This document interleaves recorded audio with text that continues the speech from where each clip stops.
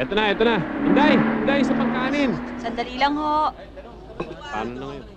Hindi na dapat malaman ng magulang ko yung problema. Lalong-lalo na yung tatay ko. May insulto yun. Papahiya. Baka mamaya, sanla pa nun yung bahay namin.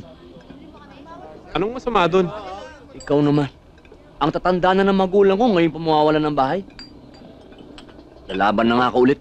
Delikado yan. Ako naman babayaran ko lang to. Okay na. Saka yung balansin ng tatay ko rin sa kaso niya. Okay na yun? Malabo yan. Sigurado ka ba sa gagawin mo? Alam mo ikaw, napansin ko bakit lahat ng problema inaako mo? Problema naman yan ng tatay mo Yung tatay mo, yan Sino nga asahan ko? Ba't kayo hindi niyo gagawin sa magulang niya yun? Oo! Isang oo, isang hindi. Kumain na tayo. At saka ang ganda ng kaliwa, no? Ilag lang ng ilag dito sa kaliwa. Pero, nung mga kalagitan, toyo, bumira na sana ng kaliwa, kaya... Poldo. Oh! Brad. Medyo mo ako. Pwede mo si Pepe dyan. Wala naman si Pepe, Pepe, mo nga kami ng isang round na beer. Tsaka yung pulutan, masarap na pulutan. Sige po. Yung bata ko, Lalaban na ako ulit.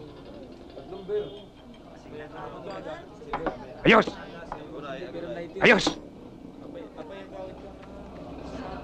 Puro mga 6 na buwan na ensayo. Handa na tayo. Sige! 6 na buwan? Oo! Masyado naman matagal yun. Baka naman pwede mga 1 buwan lang. Oy! 2 taong kang nakatenga, ha? Malamig na malamig ka, bata. Malamig na malamig ka. 6 na buwan. 6 na buwan? Yung si Pepe, kilala na magaling yan. Tsaka batak naman ako sa trabaho Ayos lang yan, Pards. Magaling na boksingero yan. Sus, matatag. Ang ibig mo sabihin sa akin, kahit na sinong pahinati dyan, sa construction, tutungtong sa gitna ng ring, magiging boksingero na. Sama kayo. Siyempre naman. Sige, tulungan na lang niyo ako. Tulungan mo na lang ako, Poldo. Inom tayo. Bueno, walang problema dyan, Pe. Ipapakasakit kay Arnulfo.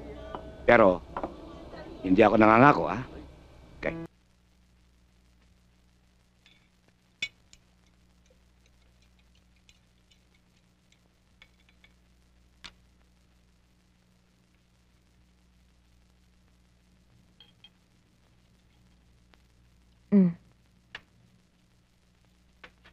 Dumadami ang kalaban mo.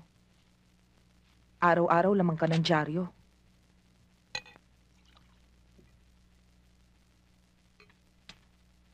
Marami ka nang itinumba. Ang tinutumba ko, ayan dumi na lipunan. Mga taong sumisira sa kinabukasan ng mga kabataan.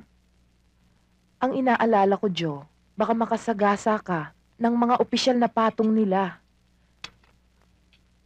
Nawala ng mga dangal dahil lang sa pera.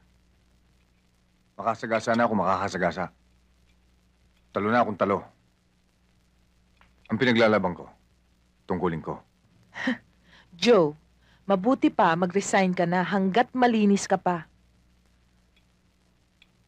Baka dumating ang araw na mabili ka pa nila. Pumunta na lang tayo sa Amerika. Doon na lang tayo sa mga magulang ko. Marife, Baka nakakalimutan mo na mas mataas pa ang ranggo ko noon nung mag-resign ako. Dahil hindi ko masikmura ang bulok na sistema. iba ako, iba sila.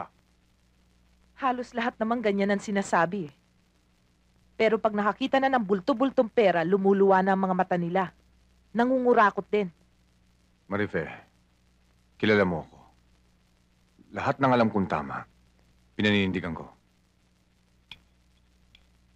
Bahala ka. Siya nga pala, galing dito ang nanay mo kahapon. Mukhang may problema sa kapatid mo. Ang takot matalo ay yung hindi tunay ang kinakapitang prinsipyo. Kalisa, nakalimot ka na yata sa mga lituntunin ng ating kilusan. At nagpapadala ka sa iyong puso at damdamin.